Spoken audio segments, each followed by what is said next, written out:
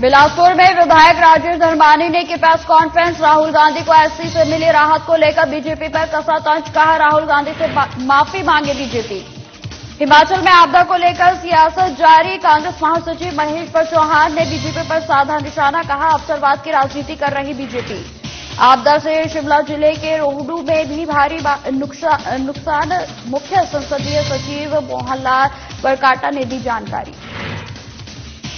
शिमला में स्वास्थ्य सचिव सुधा देवी पर लगे आरोप। एनएचएम कर्मचारियों से घर का कब्जा करवा रही सचिव। और नालागढ़ में यूरिया खाद को लेकर किसानों में हाहाकार। बर्बाद होने की कगार पर किसानों की फसल। 15 दिनों से दफ्तर के चक्कर लगा रहे किसान।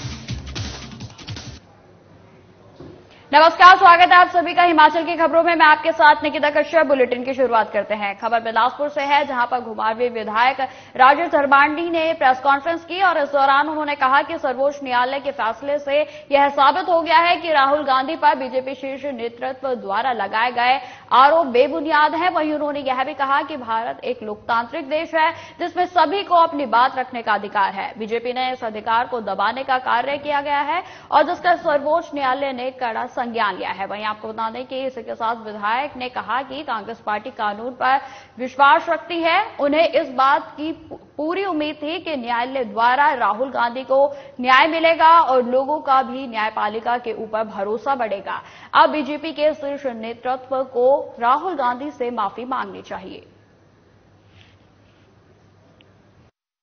माननीय सर्वोच्च न्यायालय का धन्यवाद करते हैं कि एक बड़ा ऐतिहासिक फैसला पिछले कल हुआ।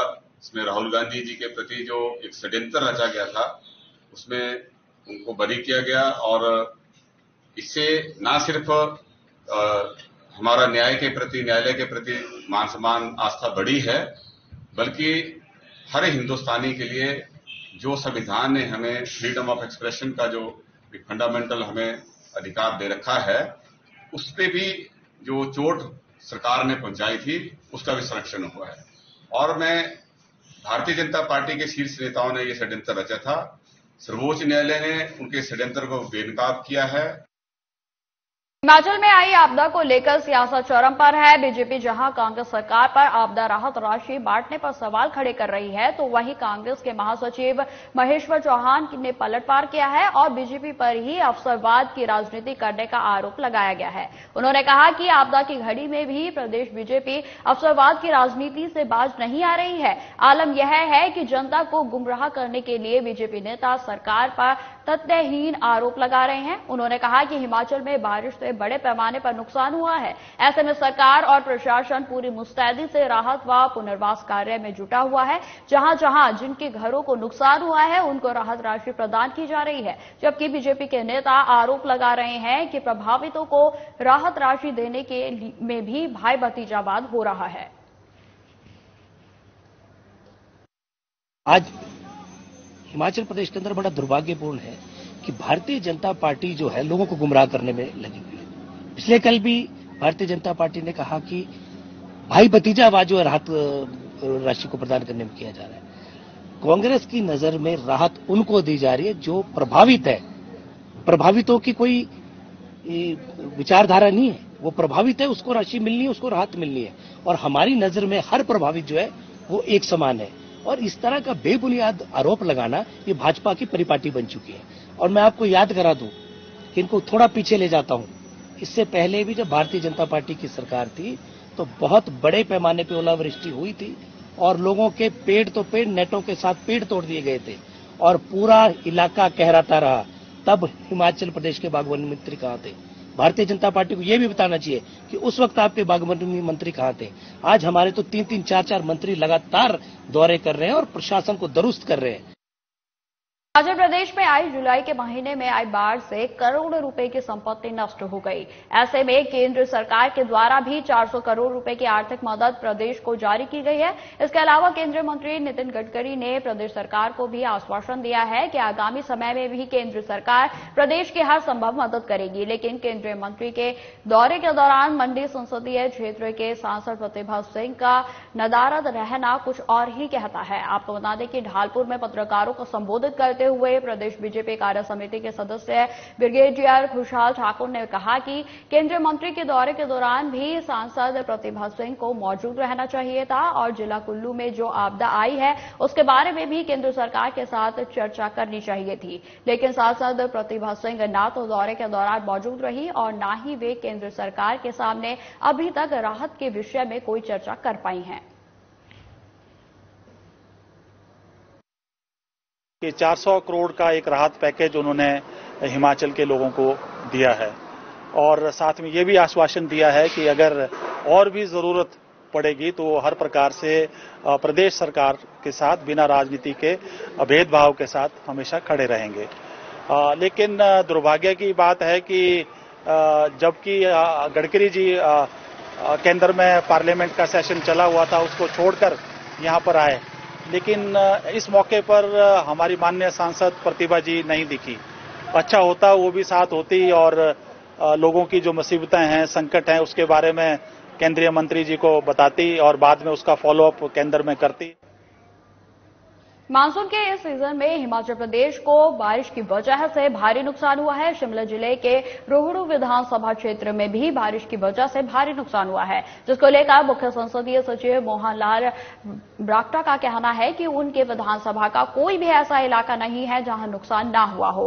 उन्होंने कहा कि सेब सीजन भी पीक पर है, ऐसे में सरकार सेब सीजन को सफलतापूर्वक पूरा करने के लिए प्रतिबद्धता के साथ काम कर रही है। वहीं उन्होंने यह भी बताया कि सरकार लगातार प्रभावितों तक पहुंचने का काम कर रही है। जो लोग प्रभावित हुए हैं उन तक मदद पहुंचाई जा रही है। इसके अलावा प्रदेश सरकार ने प्रभावितों को दी जाने वाली राहत राशि में भी बढ़ोतरी की है। इस बार जो बारिश का कहर हुआ हमारे पूरे प्रदेश में, जहां शिमला डिस्ट्रिक्ट में भी काफी नुकसान हुआ है और जहां तक मेरी रोडू कॉन्स्टिट्यूएंसी है इंक्लूडिंग डोडरा क्वार, जिसमें हमारा डोडरा क्वार भी आता है, चुआरा का ब्लॉक अलग है, रोडू ब्लॉक अलग है। 4 पंचायतें हमारी जुबलकोट का कॉन्स्टिट्यूएंसी से 2012 की डिलिमिटेशन में रोडू में आई, जो हमारी फराड़ है, शील है, कटला है, करछारी है। टोटल हमारी लगभग 60 पंचायतें रोडू कॉन्स्टिट्यूएंसी में। तो जो ये बारिश हुई है इसकी वजह से ऐसी कोई पंचायत नहीं है जहां नुकसान नहीं हुआ, जहां सड़कें नहीं टूटी, मकान को क्षति नहीं हुई, पार्शियल है चाहे कंप्लीट लॉस है। अब खबर शिमला से है, जहां पर राष्ट्रीय स्वास्थ्य मिशन में आउटसोर्स के तहत कार्यरत 3 कर्मचारियों ने स्वास्थ्य सचिव सुधा देवी पर आरोप लगाया है कि उन्हें अपने घर में कामों के लिए बाध्य किया जा रहा था और उनका आरोप है कि उनकी ड्यूटी सेक्रेटरी के घर में घरेलू कार्यों के लिए लगाई गई थी। ऐसे में जब उन्होंने इस कार्य को करने से मना किया तो उन्हें नौकरी से निकाला जा रहा है। ऐसे में इन कर्मचारियों ने सरकार और सीएम से हस्तक्षेप करने की गुहार लगाई है। आपको बता दें कि 3 कर्मचारियों में एक महिला भी शामिल है और जिसका कहना है कि वह एकल महिला है और इस नौकरी पर ही पूरी तरह से निर्भर है। इसके साथ ही वह दिव्यांग भी है और जिस कारण घरेलू कार्य को नहीं कर पाती है। 3 साल से सेक्रेटरीट में ही नौकरी कर रहा हूं सर। मैं सेक्रेटरी अमिताभ अवस्थी जी, सेक्रेटरी सुभाषिष पांडा जी के साथ भी काम किया हुआ सर। उस टाइम से लेकर मैं 2-2.5-3 साल से मैंने सेक्रेटरीट में ही नौकरी की। मेरी बायोमेट्रिक अटेंडेंस लगती थी सर, बायोमेट्रिक अटेंडेंस लगती थी। उसके बाद जब मैं जनवरी में हेल्थ एम सुधा मैडम को गया, उसके बाद मैं एम सुधा मैडम के पास नौकरी की सर। उसके बाद उन्होंने मेरे को बोला कि जून में जब ये टूर में जा रहे थे, बोले कि आपको परमानेंटली ही घर में नौकरी करनी पड़ेगी, अगर मेरे घर में काम करना पड़ेगा। बीच बीच में मैं पहले जनवरी से लेकर घर में भेजती थी, मैं घर में काम करने जाता था सर। अटेंडेंस बायोमेट्रिक लगती थी। जब मैं घर में जून में मेरी बेटी बीमार हो गई, मेरी फरवरी में बाइक की डिलीवरी हुई थी सर। बेटी बीमार हुई थी, फरवरी में भी छुट्टी गया था, मैं एप्लीकेशन लीव दे के चला गया था।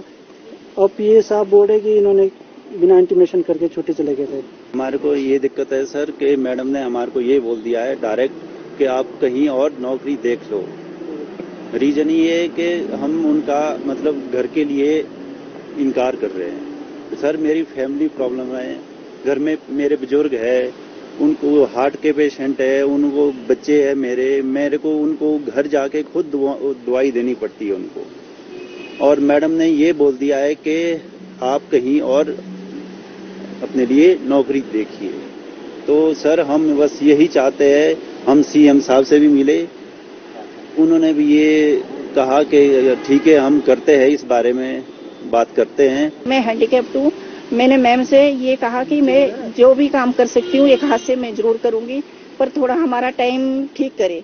पर मैम नहीं माने कि सारा काम करना पड़ेगा, कपड़े से लेकर बर्तन सारे, झाड़ू पोछा सारा करना पड़ेगा, वरना आपको आउटसोर्स से निकाला जाएगा।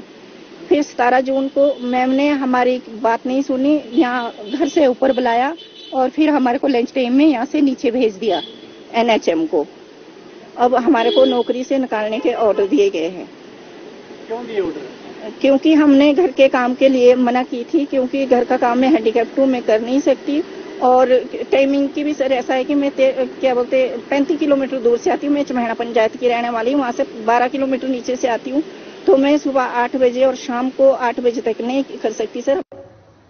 प्रदेश के साथ साथ उपमंडल नालागढ़ के अंतर्गत किसानों की सैकड़ों बीघा जमीन पर खड़ी मक्के और धान की फसल यूरिया खाद न होने के चलते बर्बादी की कगार पर आ चुकी है। और इसी के चलते उपमंडल नालागढ़ के किसान लगातार पिछले 15 दिनों से दफ्तरों के चक्कर काट रहे हैं, जिसको लेकर किसानों में खासा रोष भी देखा जा रहा है। वहीं आपको बता दें कि किसानों का कहना है कि यूरिया खाद न मिलने के चलते सैकड़ों बीघा जमीन पर खड़ी फसल बर्बादी की कगार पर आ चुकी है, क्योंकि पिछले 4 से 5 सालों में लगातार इसी तरह से यूरिया खाद समय पर नहीं मिलती है और उनकी फसलें बर्बाद हो जाती हैं। उन्होंने कहा कि सरकार समय रहते यूरिया खाद उपलब्ध करवा दे, अन्यथा किसानों की सैकड़ों बीघा जमीन पर खड़ी फसल पूरी तरीके से तबाह हो जाएगी।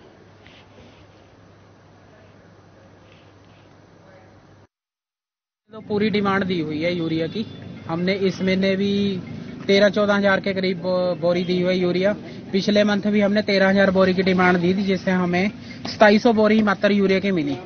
इसका मेन कारण है कि प्लांट से हमें पूरा माल नहीं मिल पा रहा। जैसे ही माल आ रहा है हम वैसे ही सोसाइटियों को दे रहे हैं। और आज हमने 2 गाड़ियां सोसाइटी को देनी थी, बल्कि वो सोसाइटी को देने की बजाय हमें जनता को रिटेल करनी पड़ी। और इस टाइम हालात ऐसे हैं कि ये 2 गाड़ियां भी पूरी नहीं हो सकती जनता को। पिछले 4 साल से ही ड्रामेबाजी हो रही। कदे भी जिस टाइम फसल का टाइम होंदा खाद नहीं मिलती, ठीक है जी। यही बहानेबाजी होंदी, पीछे से स्टॉक नहीं है, रैक नहीं लग्या, परेशान कर रहे। जब टाइम होना तो मिलनी नहीं, उसके बाद में आने का कोई फायदा नहीं। अब खबर धर्मशाला से है, जहां पर ग्लोबल सिटी कहे जाने वाले मैक्लोडगंज के जिले कांगड़ा पुलिस ने गुप्त सूचना के आधार पर साल 2021 से मैक्लोडगंज में रह रहे एक विदेशी नागरिक को गिरफ्तार किया है। वहीं पुलिस ने जब इस विदेशी नागरिक से वीजा और पासपोर्ट मांगा तो इस विदेशी नागरिक के पास ना तो वैलिड वीजा था और ना ही पासपोर्ट था। फिलहाल पुलिस ने इस विदेशी नागरिक को गिरफ्तार कर लिया है और यह विदेशी नागरिक इतने समय से कैसे धर्मशाला के मैक्लोडगंज में रह रहा था, इसकी जांच भी पुलिस के द्वारा की जा रही है। फिलहाल मामले को लेकर अब खुफिया एजेंसियां भी सक्रिय हो गई हैं और विदेश से भारत आने वाले लोगों पर अब पुलिस सहित खुफिया एजेंसियां भी कड़ी नजर रखेंगी।